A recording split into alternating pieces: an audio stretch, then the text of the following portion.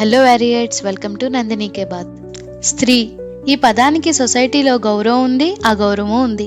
ఈరోజు women's day కదా వ్యారియట్స్. కొన్ని ఫ్యాక్ట్స్ మాట్లాడుకుందామా?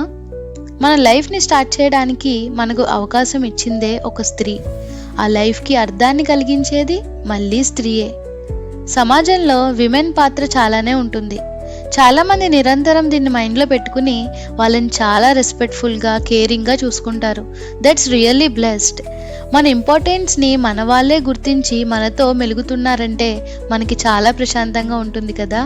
కానీ అలా ఉండని వాళ్ళ ఇంట్లో విమెన్ పరిస్థితి ఏంటి?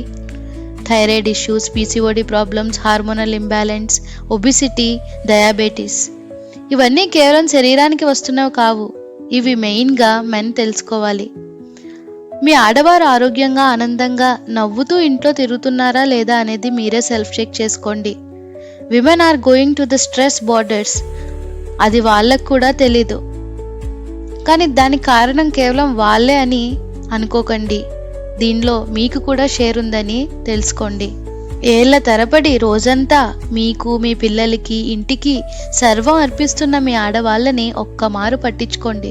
ప్రేమతో ఒక పలకరింపు, సరదాగా తను నవ్వేలా చిన్న వెటకారం, అండ్ మెయిన్గా మీ డెసిషన్ మేకింగ్లో తనని ఇన్వాల్వ్ చేయడం.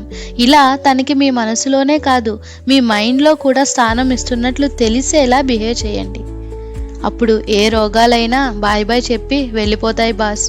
సో ఈ ఉమెన్స్ డేకి తన గురించి మీరు ఇన్నాళ్ళు ఎక్స్పీరియన్స్ అయిన పాజిటివ్ ఫీడ్బ్యాక్ని ఈగో లేకుండా బయట పెట్టి గ్రాటిట్యూడ్ తెలుపుకోండి. అండ్ రియాక్షన్ ఎలా ఉందో ప్లీజ్ కామెంట్ చేయండి.